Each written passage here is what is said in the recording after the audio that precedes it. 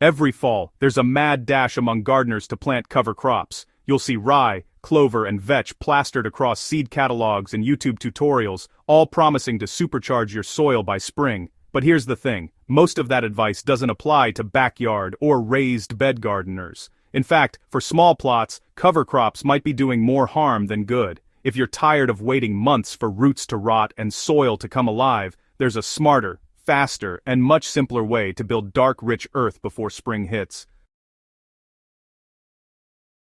Why cover crops don't work like you think. Let's be honest, the idea of cover crops sounds great on paper. Grow something green, let it die back, and boom, instant organic matter. But in real garden conditions, it rarely works out that cleanly. Once frost hits, those lush green plants stop growing. The roots stop feeding microbes, and the top growth turns into tough, woody stems that take ages to decompose.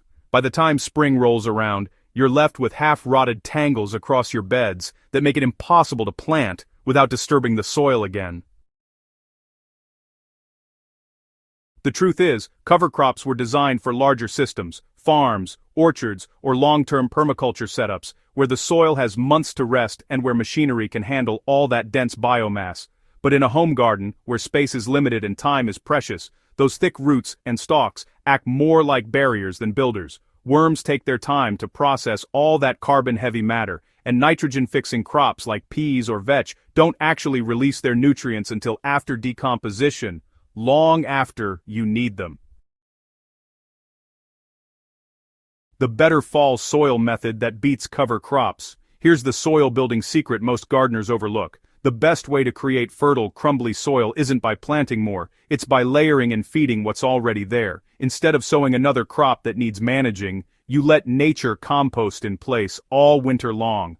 This process mimics what happens naturally on a forest floor: constant layering, slow decomposition, and a living network of microbes and worms working year-round.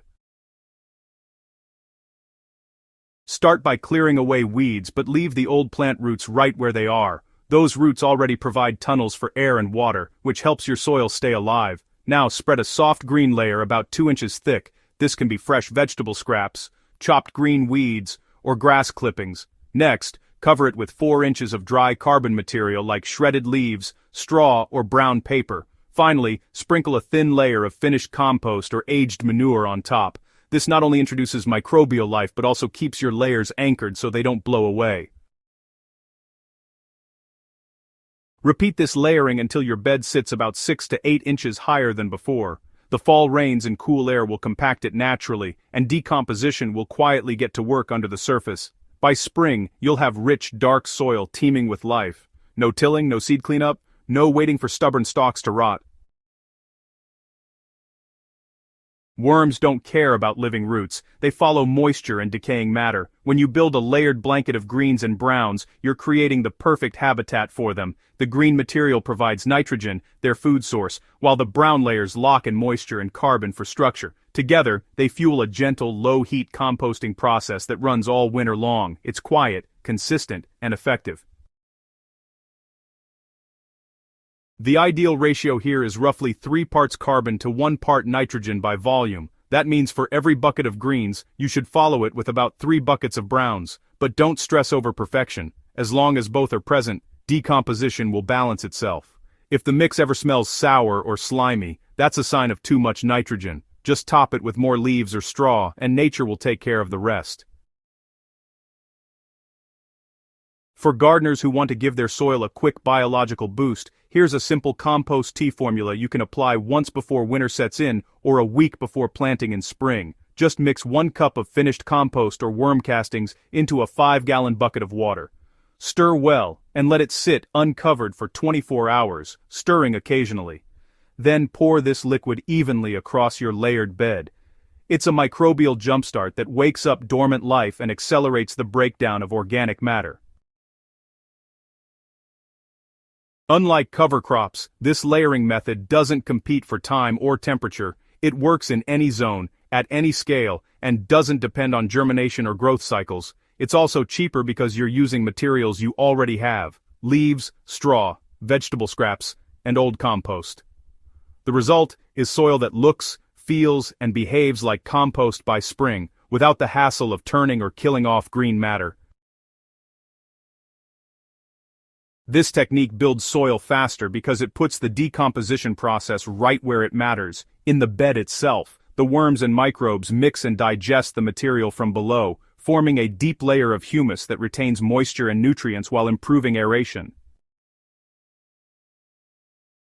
When you start planting in spring, your seedlings will root deeper and stronger because the soil is already loose, balanced, and alive. From fall to spring, nature does the work. When you uncover your bed in early spring, don't worry if you still see a few leaf fragments. That's a good sign. It means the system is still active. Just rake back the top inch and plant directly into the dark, soft layer beneath. Those remaining bits will act as mulch, protecting the soil from drying out and keeping microbes sheltered as temperatures rise. This approach creates an ongoing cycle. Each year, as you repeat the layering process, your beds become richer and easier to manage. The soil turns darker, holds moisture longer, and resists compaction, all without needing heavy fertilizers or constant tilling. So, cover crops definitely have their place in large-scale agriculture and, long-term food forest systems. But for most home gardeners, folks with raised beds, or really anyone who wants quick real results by spring, layering is hands down the clear winner. It's just simpler, faster, and honestly, it's proven to transform dead soil into living earth within a single season. You don't need to go out and buy seeds, wait around for frost, or wrestle with tangled roots when spring comes. You just need to let nature do its thing and decompose everything in place. So, go ahead and skip the cover crop hype this fall. Feed your soil instead, just use what you have, trust the process, and, well, watch your garden come alive again by the time planting season rolls around. If you found this guide helpful, make sure to subscribe to Crop Corner and share it with fellow gardeners who want real, tested methods for building better soil the easy way. Every single week, we bring you proven techniques to grow more with less effort, because honestly, healthy soil should never be complicated.